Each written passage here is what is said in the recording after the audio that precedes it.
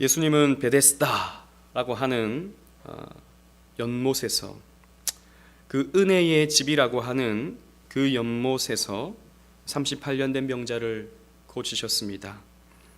그 베데스다라는 이름과 다르게 그곳은 굉장히 치열한 경쟁의 장소였지만 예수님은 아무런 은혜 받을 자격 없는 자에게, 그 병고침을 받을 자격이 없는 자에게 그의 38년 된 병을 고쳐주심으로 말미암아 그 베데스다, 이름뿐인 그 베데스다를 진정한 벳헤세드, 자비의 집, 은혜의 집으로 바꾸어 주셨습니다.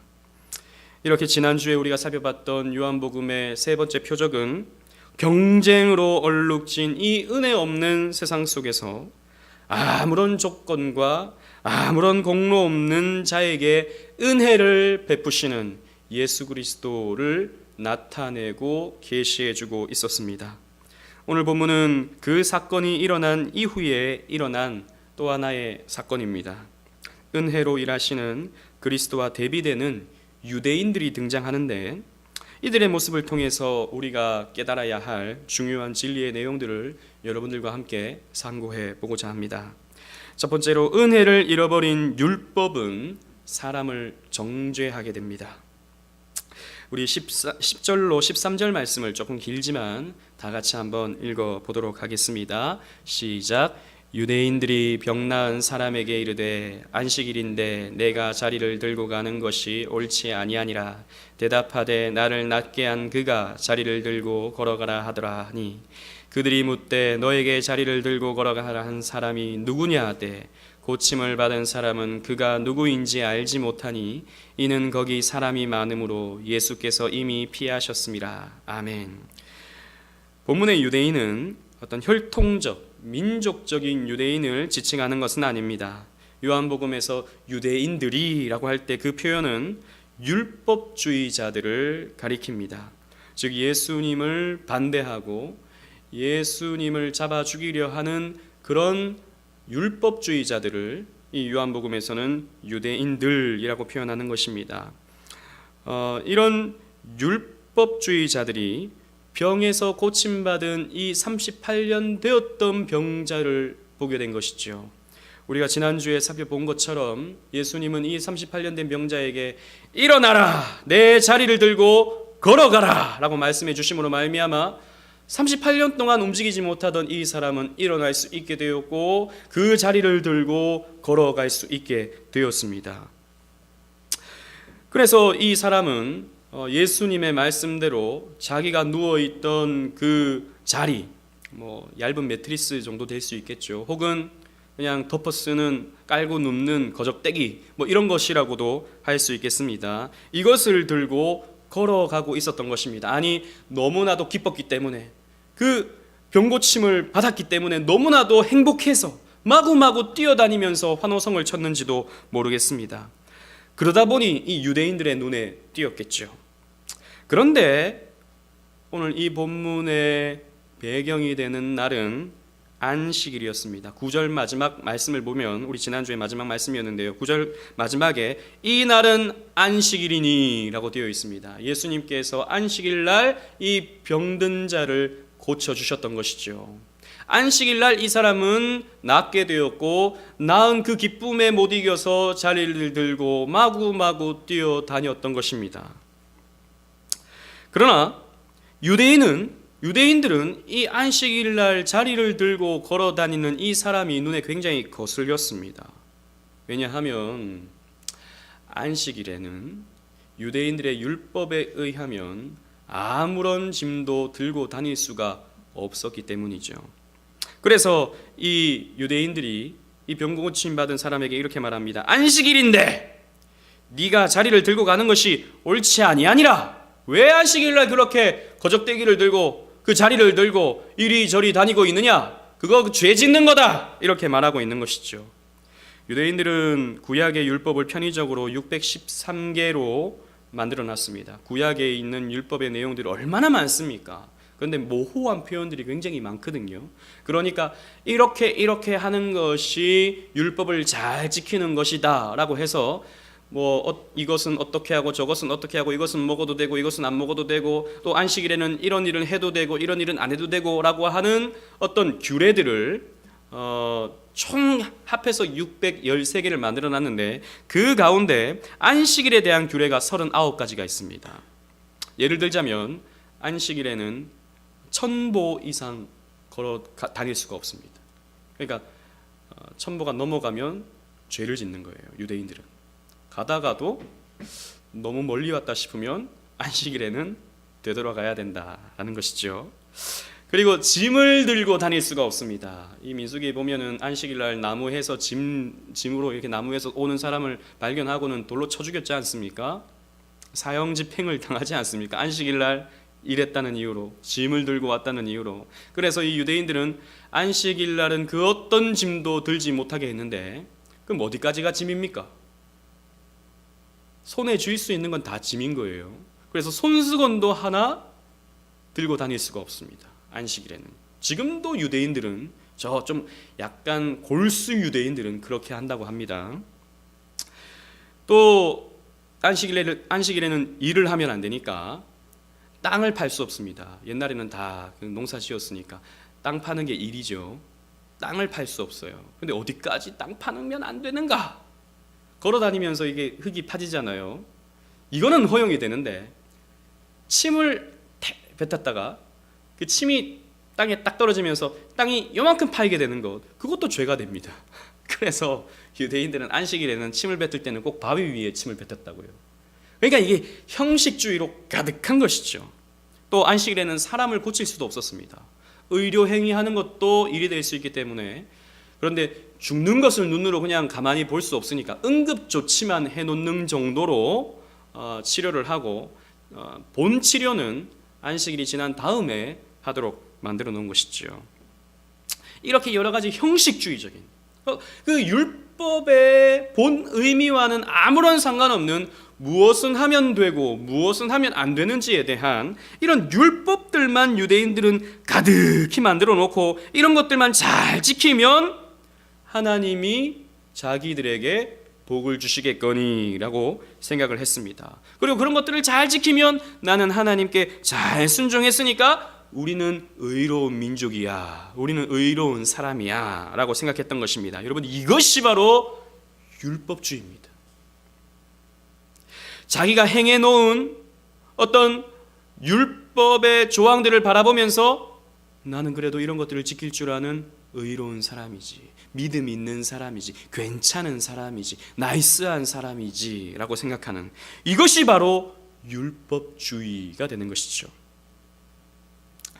아무튼 고침을 받은 이 사람은 이렇게 대답했습니다. 나를 낫게 한 그가 자리를 들고 걸어가라 하더라. 나를 낫게 해주신 분이 일어나라, 자리를 들고 걸어가라 라고 해가지고 나는 그 말씀에 순종할 수밖에 없어서 자리를 들고 이렇게 걷고 있다 라고 말하는 것이죠. 38년이나 되었던 병자인데, 근데 이런 저를 고쳐주신 그분이 얼마나 위대한 분입니까? 그러니 저는 그분의 명령에 순종할 수밖에 없었지요 라고 말하고 있는 것이죠. 이런 말을 들으면 여러분 생각해 보십시오. 상식적으로 오랫동안 병으로 인해서 고생하던 사람이 고침을 받았다라는 말을 들으면 좀 축하해 줄 만도 하지 않겠습니까? 아유, 그런 일이 있었어? 진작 말하지. 야, 대단하네. 그분이 누군지 모르겠지만 참 대단하네. 아우, 축하해. 이제 걸을 수 있구나. 이제 건강하구나. 이제 마음대로 생활할 수 있겠구나. 야, 참 대단하다. 이렇게 말할 수 있는 것 아니겠습니까? 그런데 이 유대인들은 전혀 축하나 이 병 나은 것에 대한 기쁨을 표현하지 않습니다. 오히려 이 고침받은 사람을 바라보면서, 이 축복스러운 상황을 바라보면서 이 유대인들은 분노하고 있습니다. 12절 말씀을 보십시오. 그들이 묻되 너에게 자리를 들고 걸어가라 한 사람이 누구냐? 누가 그런 지시를 했어? 병 낫고 안 낫고 이거는 머릿속에 없어요. 누가 이런 안식일날 그거 들고 다니라고 했어? 우리가 발견해서 정죄할 거야, 혹은 고발할 거야. 그래서 안식일날 율법을 어긴 것으로 처벌할 거야 라고 말하는 것이죠. 분노만 가득한 것입니다. 안식일에 율법을 어기게 한 그 사람에 대한 적개심만 드러내고 있는 것이죠. 너에게 율법을 어기게 만든 그 사람을 우리는 가만히 놔둘 수 없다라는 것입니다. 그런데 고침받은 사람이 나는 그가 누구인지 모른다라고 말했습니다. 지난주에 우리 말씀에서도 살펴봤듯이 예수님은 이 사람에게 예수님 자신을 말씀해 주시지 않으셨습니다. 소개하지 않으셨습니다. 설명한 적도 없으셨습니다. 아마도 이 사람의 말은 진실이었을 것입니다. 나는 모른다라고 하는 이 말은 진실이었을 것입니다.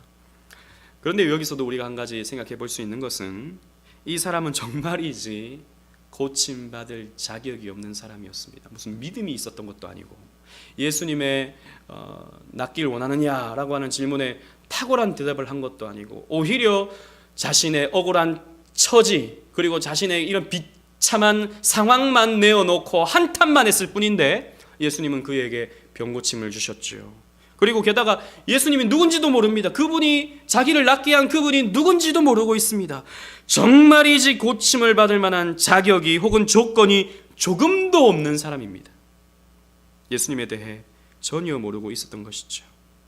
그래서 이 사람은 우리 지난주에도 나누었지만 은혜로 고침을 받은 사람임에 틀림이 없습니다. 예수님은 이렇게 자기에게 시선이 집중될 것을 미리 예측하시고 아직은 예수님께서 십자가를 지실 때가 이르르지 않았기 때문에 예수님은 조용히 자리를 피하시고 자신을 드러내지 않으셨습니다. 그 사람이 누군지 찾아보려고 해도 예수님은 이미 자리를 떠나셨기 때문에 찾을 수 없었던 것이죠.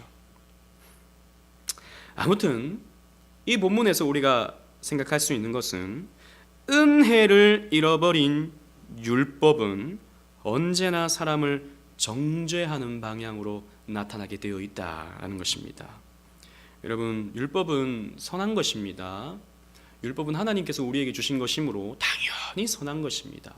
그러나 이 율법에서 머무르지 않고 율법주의로 가게 되면 언제나 사람을 정죄하게 되어 있는 것이죠. 그 율법주의는 바로 은혜를 잃어버릴 때 그 율법을 행하는 것이 곧 율법주의로 갈 수밖에 없는 것입니다.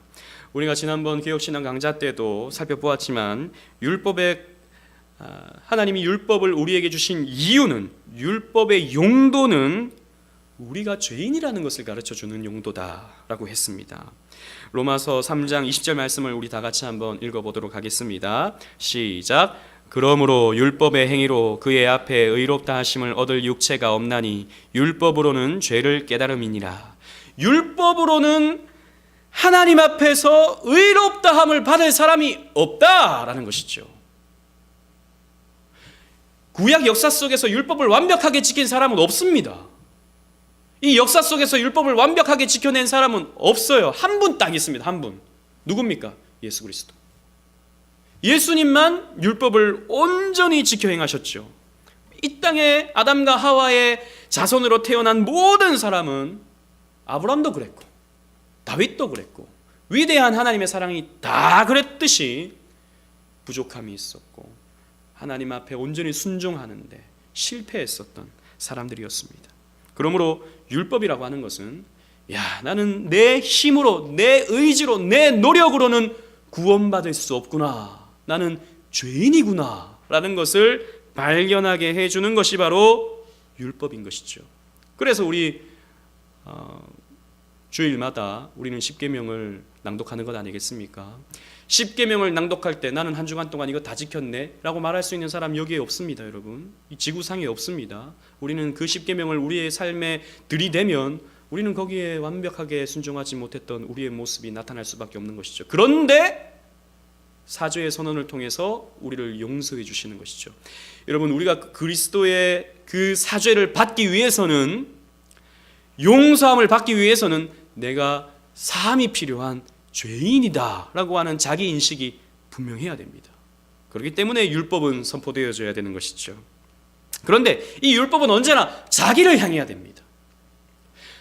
내가 이 율법을 온전히 지켜낼 수 없는 죄인이구나, 정말 내 능력으로 의지로 내 노력으로는 의로워질 수 없는 죄인이구나를 발견해야 되는데, 이 율법을요 잘못 행하면은 다른 사람을 판단하고 다른 사람을 정죄하는 도구로 사용하게 된다라는 것이죠.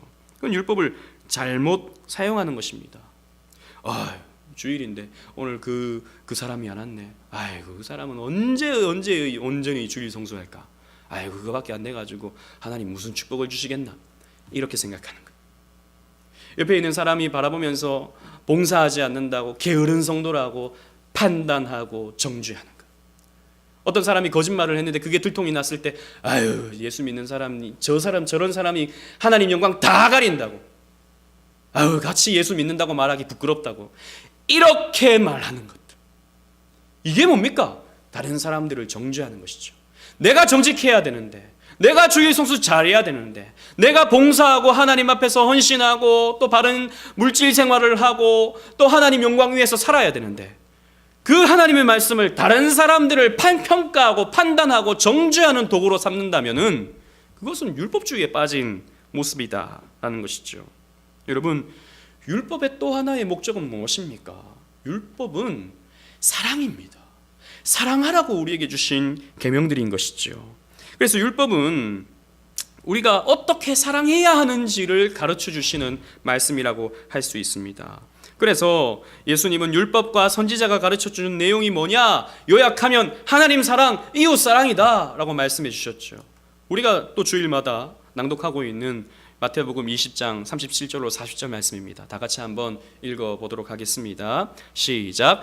예수께서 이르시되 내 마음을 다하고 목숨을 다하고 뜻을 다하여 주 너의 하나님을 사랑하라 하셨으니 이것이 크고 첫째 되는 계명이요 둘째도 그와 같으니 내 이웃을 내 자신같이 사랑하라 하셨으니 이 두 계명이 온 율법과 선지자의 강령이니라. 아멘. 여러분 보십시오. 온 율법의 강령이 뭐다? 하나님 사랑, 이웃 사랑이다 라는 것이죠. 율법을 잘 지켜 행하는 사람은 하나님을 사랑하게 되고 내 옆에 있는 사람을 사랑하게 되어야 되는데, 어떻게 율법을 가지고 다른 사람을 정죄하고 미워하고 판단하고 아이고 그렇게 해서 무슨 복을 받겠어 라고 하는 저주를 할 수 있냐 말입니다. 안 되는 것입니다. 불가능한 것입니다. 율법은 그렇게 사용하는 것이 아닌 것이죠. 즉 하나님을 사랑하는 마음이 없이 율법을 지키는 것입니다. 이 율법주의자들은, 오늘 성경에 나타나는 이 유대인들도 마찬가지죠. 하나님은 사랑하지 않습니다. 그냥 율법을 열심히 지키고 있을 뿐입니다. 그래야 자기는 구원받을 수 있는다고 생각하니까, 그래야 자기가 의로워진다고 생각하니까 그저 의무감으로, 그저 형식적으로만 율법을 열심히 지키고 있는 것이죠. 그러니까 다른 사람들을 보니 자기처럼 열심히 안 하고 있거든요. 자기처럼 잘하지 못하고 있거든요. 그러니까 비판하고 정죄하고 있는 것이죠. 왜 안식일에 경망스럽게 자리를 들고 가느냐? 라고 말하고 있는 것이죠. 그 사람이 얼마나 기쁨을 누리고 있는지, 그 사람이 얼마나 은혜를 누리고 있는지 아무 상관없이 그 율법의 조항 몇 가지를 가지고, 그것도 사람들이 만들어 놓은, 하나님 말씀 자체가 아니라 사람들, 그 유대인들이 만들어 놓은 그 율법들 몇 가지 가지고 사람들을 판단하고 넌 왜 그 모양이야? 라고 말하고 있는 것이죠. 여러분, 교회가 은혜를 잃어버리면 이렇게 됩니다. 마찬가지죠. 오늘날도 우리에게는 하나님께서 우리에게 주신 율법들이 있죠. 하나님 말씀들이 있죠. 그런데 은혜를 잃어버리면 교회가 정죄만이 가득합니다. 지금 한국 교회를 보십시오. 대형 교회들, 명성교회, 사랑의 교회 요즘 난립니다. 대부분의 한국 교회 성도들은 그런 교회들을 바라보면서 아유, 하나님 영광 다 가린다고, 아유, 저 교회 성도들은 도대체 무슨 생각들이냐고, 혹은 저 목사님은 왜 저러냐고 손가락을 들고 비판합니다. 물론 저는 이런 교회들이 다 잘하는데 그 사람 비판하는 사람들이 문제다라고 절대 생각하지 않습니다. 문제는 분명히 있습니다. 하지만 자신들의 치부를, 그 교회의 치부를, 그 교회의 문제를 TV, 언론사에 제보를 하고 법정에서 고소하고 고발하는, 그래서 불신자들이 다 보게 만들면서 이게 정의다라고 만드는 것은 나는 의로운데 네가 문제야 라고 하는 것이거든요. 나는 열심히 살고 있는데, 나는 착하게 살고 있는데, 나는 의롭게 살고 있는데 왜 저 사람들은 저런 불의를 행하고 있느냐라고 하는 것입니다. 물론 우리는 죄 앞에서 의분을 가져야 됩니다. 저는 그걸 문제 삼고 싶지 않습니다. 그러나 우리는 언제나 하나님의 말씀을 자신에게 적용해야 된다는 것이죠. 이웃은 사랑해야 됩니다. 옆에 사람은 사랑해야 됩니다. 정말 그 문제가 있다면 그 문제 있는 교회를 사랑하는 마음으로 정말 기도하면서 그 문제를 같이 해결해 보려고 애쓰는 사람은 없어요. 볼 수가 없습니다. 전부 다 손가락질만 하는 거예요. 은근히 쾌감을 느끼는 거죠. 나는 그래도 그렇게 안 사는데 저 사람은 저렇게 죄를 지었네. 아유, 나쁜 놈. 이런 은근한 쾌감만 느끼고 있는 것이죠. 여러분, 교회 안에서도 마찬가지입니다. 아직은 우리의 교회가 작기 때문에 그런 일은 일어나지 않지만, 그러나 우리가 조금 더 규모가 되고 우리가 조금 더 사람이 많이 모이게 된다면 누군 하고 누군 안 하고 이런 차이가 일어나게 되죠. 또 믿음의 분량의 어떤 격차의 문제가 생길 수도 있습니다. 누구는 열심히 하는데 누구는 10년이 지나도 여전히 뒤에서 머물러 있는 그런 모습이 있을 수 있죠. 그럴 때 여러분 꼭 기억하십시오. 여기 앉아있는 여러분들만이라도 꼭 기억하십시오. 그때 여러분 분내하지 마시기 바랍니다. 그런 모습들을 가지고 짜증내지 마시기 바랍니다. 조금 연약한 사람들을 바라보면서 아유, 예수를 5년을 믿어도 10년을 믿어도 왜 저 모양인가? 라고 여러분 그렇게 정죄하지 마시기 바랍니다. 오히려 그런 사람들을 바라보면서 기도해 줄 수 있는 여러분들이 되시기를 바랍니다. 정말 그런 사람들을 보면서 같이 이끌어주고 싶은 그런 마음으로 옆에서 도와주고 이끌어주는 그런 여러분들이 되시기를 바랍니다. 그리고 나에게는 그런 연약한 모습이 없는지, 나에게는 그런 부족한 모습은 없는지 자신을 확인해 보면서 자신을 더욱더 하나님 앞에 세우려고 애쓰시기를 바랍니다. 이게 여러분 은혜 받은 자의 모습이지, 이게 정말 하나님의 은혜 속에 있는 사람의 모습이지, 다른 사람들 손가락질하고 비판하는 것은 은혜를 잃어버린 율법주의자들의 모습과 같다라는 것입니다. 율법은 사랑으로 행해야 되고 사랑으로 적용되어져야 하는 것입니다. 우리가 또 기억해야 될 것은 은혜를 잃어버린 율법은 예수를 박해한다라는 것입니다. 우리 14절로 16절 말씀 우리 다 같이 한번 또 읽어보도록 하겠습니다. 시작. 그 후에 예수께서 성전에서 그 사람을 만나 이르시되 보라, 내가 나았으니 더 심한 것이 생기지 않게 다시는 죄를 범하지 말라 하시니 그 사람이 유대인들에게 가서 자기를 고친 이는 예수라 하니라. 그러므로 안식일에 이러한 일을 행하신다 하여 유대인들이 예수를 박해하게 된지라. 아멘. 시간이 조금 흐른 것 같습니다. 예수님은 이 고침받은 사람을 성전에서 다시 찾아와 주시고 만나 주셨습니다. 그리고는 보라, 내가 나았으니 더 심한 것이 생기지 않게 다시는 죄를 범하지 말라라고 말씀해 주셨습니다. 아마도 이 사람에게 생겨났던 그 38년 전의 병은 아마도 죄와 관련이 있었던 것 같습니다. 물론 여러분 오해하지 마시기 바랍니다. 우리의 삶 속에서 겪게 되는 이 질병이 다 죄 때문에 일어나는 것은 결코 아닙니다. 그래서 여러분 누가 병에 걸렸을 때 혹은 다치게 되었을 때 아유, 그 죄 지어서 그래라고 여러분 쉽게 판단해서는 절대 안 됩니다. 그러나 구약적인 또 신명기적인 관점에서 보았을 때 이 병은 죄로 인한 하나님의 징계일 수도 있습니다. 말씀 한번 읽어볼까요? 신명기 28장 20절로 22절 말씀인데 조금 길지만 다 같이 읽어보도록 하겠습니다. 시작. 내가 악을 행하여 그를 잊음으로 내 손으로 하는 모든 일에 여호와께서 저주와 혼란과 책망을 내리사 망하며 속히 파멸하게 하실 것이며 여호와께서 내 몸에 연병이 들게 하사 내가 들어가 차지할 땅에서 마침내 너를 멸하실 것이며 여호와께서 폐병과 열병과 염증과 학질과 한재와 풍재와 썩는 재앙으로 너를 치시리니 이 재앙들이 너를 따라서 너를 진멸하게 할 것이라. 아멘. 신명기적인 관점에서 보았을 때 이 질병은 하나님의 심판일 수 있습니다. 그러니까 악을 행하고 그를 잊음으로, 그는 하나님이죠. 하나님을 잊게 되었을 때 하나님께서 저주와 혼란과 책망을 내리셔서 몸에 질병이 오게 된다라는 것이죠. 질병으로 하나님이 치실 수 있다라는 것이죠. 아마도 이 사람의 경우가 그러했던 것 같습니다. 그래서 예수님은 다시는 너는 죄를 범하지 말라, 이 질병이 더해지기 전에 너는 다시는 죄를 범하지 마라 라고 말씀해 주셨던 것이죠. 그러자 이 고침받은 사람은 그제서야 자신을 고치신 이가 예수라는 것을 알게 되었습니다. 어떤 영문이었던지 참 이해가 되지는 않지만 이 사람은 유대인들에게 가서 그대로 일러 바쳤습니다. 이런 은혜를 입었으면 좀 예수님을 좀 보호해 줘야지, 유대인들에게 곧장 달려가 가지고 나를 고친 분이 바로 예수다라고 이렇게 말했습니다. 저는 한편으로는 이렇게 생각합니다. 아마도 유대인들에게 유대인들을 좋아할 리는 없겠죠. 이 고침받은 사람도 자기의 기쁨을 함께 나눠주질 않으니까. 그러나 자기를 고치신 이가 예수다라고 하는 것을 전하고 싶었는지 모르겠습니다. 아마도 그랬겠죠. 그런 의도로 이 고침받은 사람은 유대인들에게 가서 자신을 고치신 이가 예수다라고 하는 것을 전하게 되었습니다. 아무튼 유대인들은 이 일을 계기로 예수 그리스도를 박해하게 되었습니다.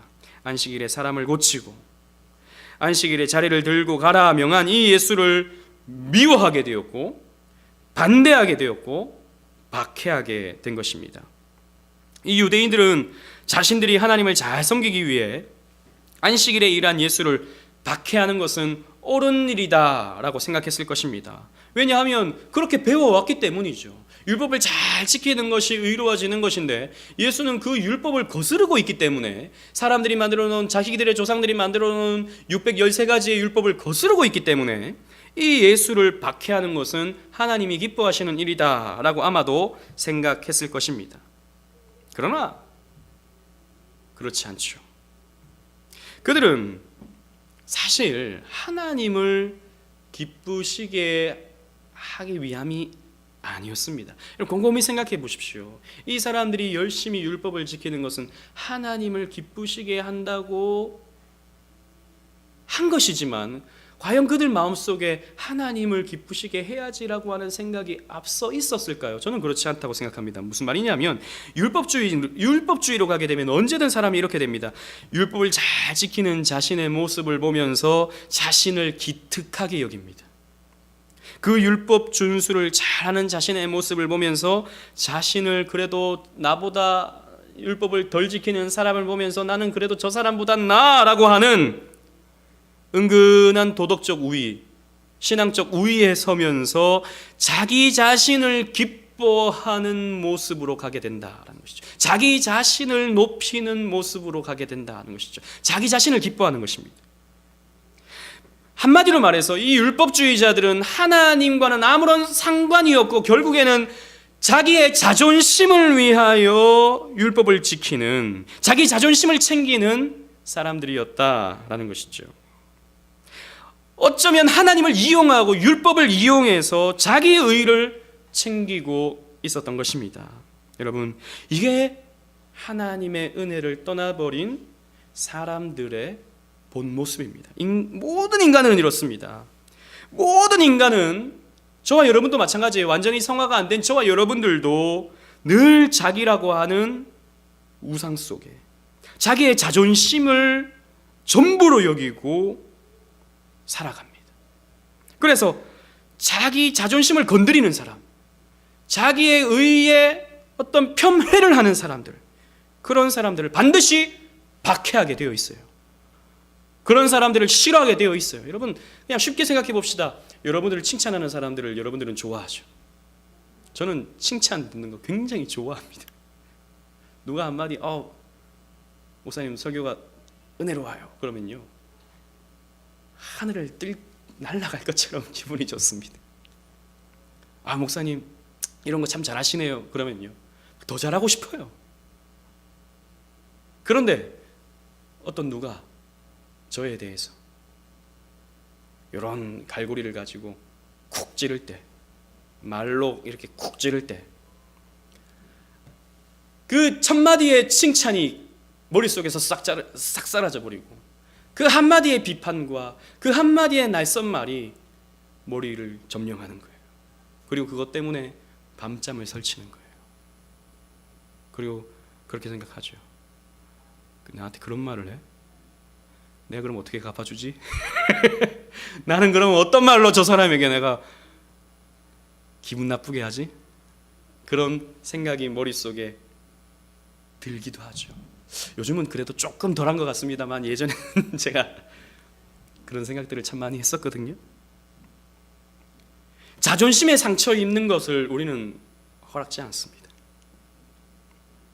왜냐하면 인간이 원래 그렇다는 것이죠. 인간이 은혜를 떠난 인간은 언제나 자기 자존심만을 위해서 살게 되어 있다는 것이죠.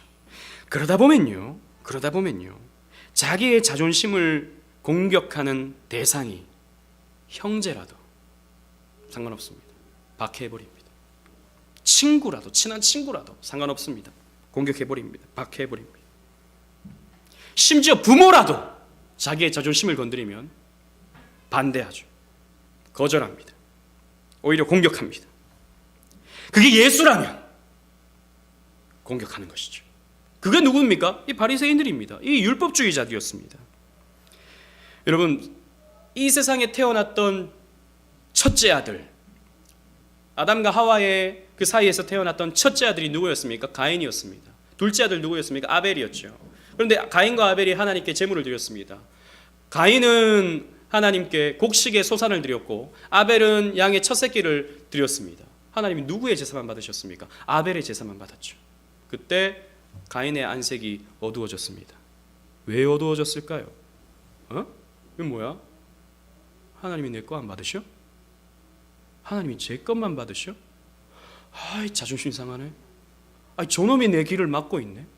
저놈이 내 자존심에 지금 흠집을 냈네. 그래서 아벨을 어떻게 했습니까? 돌로 찍어 죽여버렸습니다. 자기의 피부친데, 피를 나눈 형제인데 자기의 자존심에 상처를 입혔다면 그게 누구든 상관없는 거예요. 죽여버리는 거예요. 여러분, 이게 인간의 모습입니다. 이게 은혜를 떠난 인간의 모습이에요. 저와 여러분들의 모습이 이와 별반 다르지 않습니다. 왜냐하면 가인의 마음속에는 그 하나님으로부터 자기의 의로움을 인정받고 싶었는데, 자기의 그 선한 의지를 인정받고 싶었는데 하나님이 그걸 거절하니까 분노하는 거거든요. 여러분, 언제든 우리 인간은 자신의 착함과 자신의 열심과 자신의 노력과 자신의 과거가 사람들로부터 인정되기를 바라고, 그런데 이 인정되지 아니하고 부정되게 될 때 그 대상을 죽일 수 있는 존재가 바로 인간입니다. 그래서 유대인들은 예수를 십자가에 매달아 죽여버린 것이죠. 네가 우리를 부정해? 예수, 네가 우리를 부정해? 우리가 이렇게 열심히 살았는데, 이 율법 이 613가지 열심히 지키면서 우리 살아왔는데 네가 우리를 부정해? 죽여버리자 라고 해서 십자가에 못 박아 죽여버린 것이죠. 예수님은 그들을 향하여 이 독사의 자식들아 라고 말씀하셨고, 예수님은 그들을 향하여 이 회칠한 무덤아 라고 말씀하셨기 때문에 예수를 죽일 수밖에 없었던 것입니다. 박해할 수밖에 없었던 것이죠. 여러분, 생각해 보십시오. 이런 인간의 자존심을 챙겨주는 게 바로 여러분 오늘날의 교회에서 나타난 모습이 바로 알미니안주의입니다. 알미니안주의는 인간의 의지와 하나님의 은혜가 만나 구원이 완성된다라고 보는 것이죠. 뭡니까? 하나님만으로는 안 돼. 내가 도와드려야 돼. 라고 하는 내 자존심 챙기기가 바로 알미니안주의입니다. 나도 역할을 해.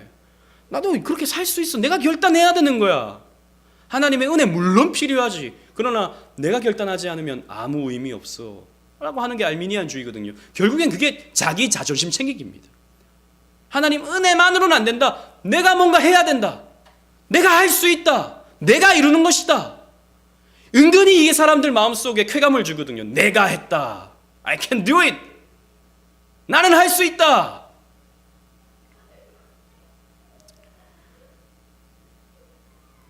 우리는 이런 걸 좋아한다고요. 그래서 여러분, 우리는 늘 자기를 위해서 살아갑니다. 우리 그냥 가만히 놔두면 늘 자기를 위해서 살아가요. 자기를 위해 돈도 벌고 자기를 위해 밥도 먹고 자기를 위해 신앙생활까지 합니다. 아닌데요 목사님, 저는 하나님 영광 위해서 열심히 신앙생활을 해왔는데요. 곰곰이 생각해 보십시오. 그게 하나님 영광 위해서였는지 아니면 교회에서 다른 사람들로부터 좋은 평가받고 싶었는지. 아닌데요 목사님, 저는 그래도 뭐 하나님은 좀 아니라고 한다면 그래도 자식 위해서 열심히 저는 희생하면서 살아왔는데요. 자식은요 또 다른 나입니다. 내 분신이죠. 자식의 성공이 곧 내 성공이에요. 그래서 자식이 뭘 좋아하는지 상관없어요.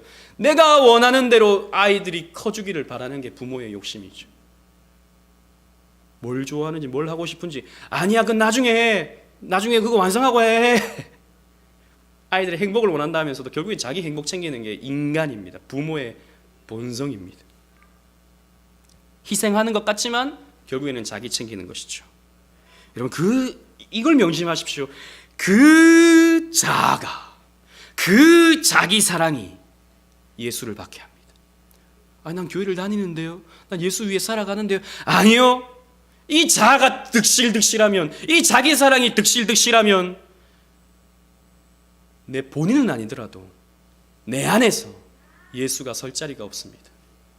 그래서 여러분, 예전에 하덕규 씨가 만든 노래 가운데 내 속엔 내가 너무도 많아 당신의 쉴 곳 없네. 내가 너무나 많으면 예수님께서 박해를 받아서 머무실 수가 없는 거예요. 내가 너무 많으면. 그렇기 때문에 여러분들이 교회에서 열심을 내는 것, 저는 너무나도 귀하게 보고 칭찬받을 일입니다. 그러나 그것으로 자기를 증명하려고 하지 마십시오. 다른 사람들로부터 좋은 평가 받으려고 하지 마십시오. 다른 한국 교회 대부분의 교회가 사실 이걸 부추겨 주는데 너무나도 열심을 내고 있죠. 그러니 말 한마디에 상처받아서 결국에는 싸움 나고 다투고 갈등하고 악순환을 이어가는 것입니다. 여러분, 그리스도의 보혈로 은혜를 받은 사람은 늘 그 율법을 자신에게 적용하며 자신의 죄를 보고 죄에 빠진 자신의 자아를 미워해야 하고 자기의 자아를 부인해야 합니다. 그래서 예수님께서는 나를 따라오려거든 자기를 부인하고 자기 십자가를 지고 나를 따라오라 라고 말씀하셨죠. 이게 쉽지 않습니다. 여러분, 자기를 죽이는 게 쉽지 않아요. 그런데 자기를 부인하면 거기서부터 자유가 오는 거예요. 여러분, 내가 열심히 하면서 잘 살아봐야지, 내가 축복받아야지, 내가 열심히 해야지 라고 하면요, 우리는 지치고 결국에는요, 어떨 때는 막 하나님 복을 주시는 것 같다가 자기가 못하면 하나님 막 자기를 벌하시는 것 같다가 늘 노심초사할 수밖에 없어요. 그러나 우리 자신을 비우고 오직 예수로 내 삶을 채우기를 원하면요, 우리 자유할 수 있어요. 2차 세계대전이 일어나고 폴란드에서 그 레지스탕스 운동을 하던 스테이콥스키라고 하는 사람이 있었습니다. 이 사람은 신실한 그리스도인이었는데 결국에는 이 소련 연합군에 의해서 포로로 잡혀가게 되었어요. 포로로 잡혀가가지고 많은 또 신문을 당하게 되고 또 정보를 캐려고 이 소련 군이 엄청난 그 고문을 한 것이죠. 고문을 했는데 끝까지 버티는 거예요. 이 스테이콥스키가 끝까지 버티는 거예요.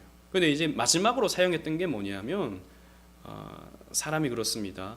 도덕적인 공격을 하게 되면 뭐 정보를 캐내고 막 이런 것들은 끝까지 막 버티고 하는데 그 사람의 도덕적인 문제를 건드려 버리면 그 사람이 무너지게 돼 있다고요.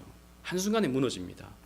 예전에 우리 뭐 대통령 탄핵도 마찬가지고 도덕적인 문제를 공격해 버리잖아요. 그러면 그냥 그 권력은 무너질 수밖에 없습니다. 그 힘은 무너질 수밖에 없어요. 인간이 그렇습니다. 그래서 도덕적인 문제들을 건드렸어요. 그래서 너 이런 비리를 그래도 폴란드에서 저질렀잖아, 너 나쁜 놈이잖아 라고 했을 때 이 스테이콥스키가 저는 그런 죄인입니다 인정을 해버렸다. 너 이런 짓도 했지? 저는 그런 짓을 했습니다.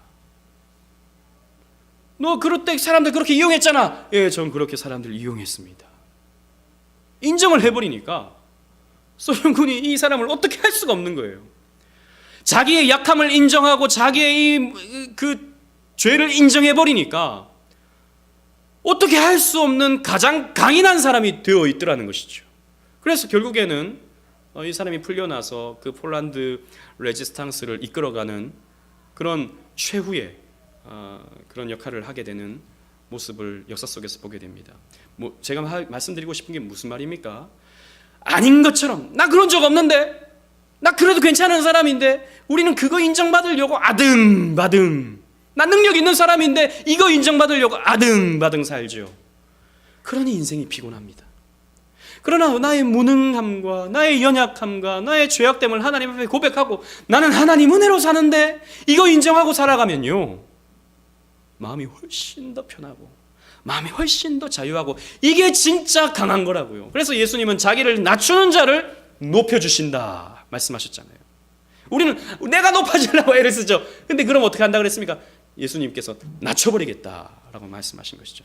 여러분, 높은 데 올라가려고 하는 사람 얼마나 추해 보입니까? 막 자기 자랑하고 싶어가지고 막 그런 사람 있잖아요. 막 요만큼 알면은 막 자기 요만큼 아는 거 자랑하고 싶어가지고 막 옴싹달싹 못하는 사람 보면 얼마나 추해 보입니까?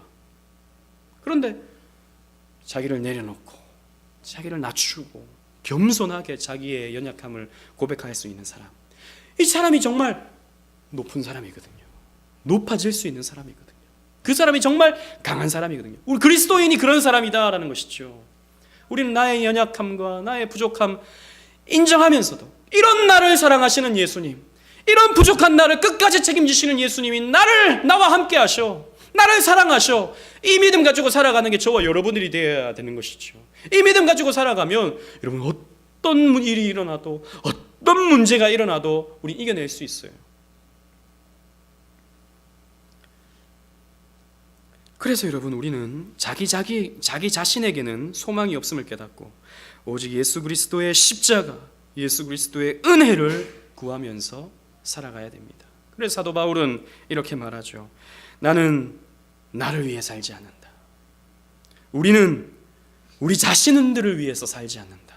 그리스도인들은 주를 위하여 산다. 이렇게 말했죠. 우리 다 같이 한번 로마서 14장 7절 8절 말씀을 다 같이 읽어보도록 하겠습니다. 시작. 우리 중에 누구든지 자기를 위하여 사는 자가 없고 자기를 위하여 죽는 자도 없도다. 우리가 살아도 주를 위하여 살고 죽어도 주를 위하여 죽나니 그러므로 사나 죽으나 우리가 주의 것이로다. 우리가 내 삶을 위해서 아등바등 사는 게 아니라 주를 위하여 살면 주님께서 우리를 살려주시는 거예요. 주님께서 우리를 살려주시는 거예요. 그래서 우리는 살아도 주를 위하여, 죽어도 주를 위하여 그렇게 살아가야 되는 것이죠. 왜? 우리가 주님의 것이기 때문입니다. 주님의 은혜로 구원받은 사람들이기 때문입니다. 사랑하는 우리 오직은혜교회 성도 여러분, 앞에서도 말씀드렸다시피 율법은 선한 것입니다. 예수님도 율법을 폐하러 오신 것이 아니라 율법을 완전하게 하려 오셨다라고 말씀하셨습니다. 우리 다 같이 읽어보도록 하겠습니다. 마태복음 5장 17절 시작. 내가 율법이나 선지자를 폐하러 온 줄로 생각하지 말라. 폐하러 온 것이 아니요 완전하게 하려 함이라. 율법 내가 폐하러 온 것 아니다. 율법을 다시 세우러 왔다. 완전하게 하려 왔다라고 말씀하셨습니다. 그러므로 율법은 선한 것입니다. 그러나 율법주의는 악합니다. 율법주의는 사람을 정죄하고 그 율법으로 그리스도를 박해하게 되기 때문이죠. 그러므로 예수님은 유대인들로 대변되는 율법주의를 늘 경계하셨습니다. 그런데 여러분, 우리가 기억해야 될 것은 율법과 율법주의를 구분할 필요가 있는 것이죠. 우리가 교회에서 열심히 하고 봉사하고 헌금하고 또 뭐 여러 가지의 일들을 감당해내는 것, 어떻게 본다면 넓은 의미에서 율법이라고 할 수 있겠습니다. 그러나 율법주의에 빠지면 안 되는 것이죠. 그러면 어떻게 율법주의로 빠질 수 있습니까? 앞에서도 말씀드렸다시피 율법에서 하나님의 은혜를 구해야 되는데 은혜를 구하지 않고 그 율법 속에서 은혜를 잃어버리게 되면 율법주의에 빠지게 된다라는 것이죠. 은혜 없는 교회 생활은 반드시 율법주의로 가게 되어 있습니다. 은혜 없는 신앙생활은 종교적 의무만 남고 정죄와 분노만 일삼게 되어 있습니다.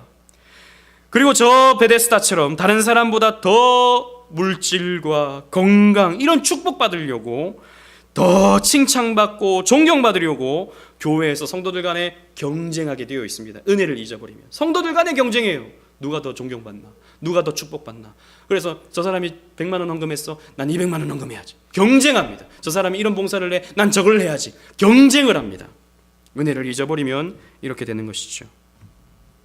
애석한 종교 생활만 남을 뿐입니다.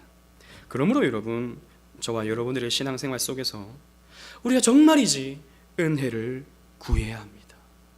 은혜를 받으면서 우리는 신앙생활을 해야 되는 거예요. 은혜를 받으면서 우리는 교회 생활을 해야 됩니다.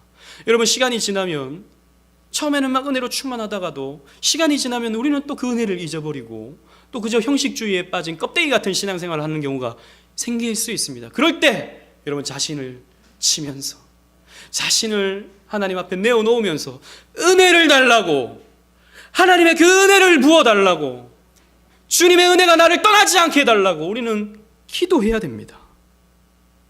그런 은혜를 받을 때 우리는 기쁨과 즐거움 속에서 율법을 행할 수 있고 신앙생활을 할 수 있는 거예요. 그 은혜가 있을 때 진정으로 우리는 하나님과 이웃을 사랑해낼 수 있는 것입니다. 여러분, 은혜 없는 메말라버린 신앙생활은 껍데기입니다. 너무나도 고통스러워, 너무나도 분노와 화만 가득할 뿐입니다.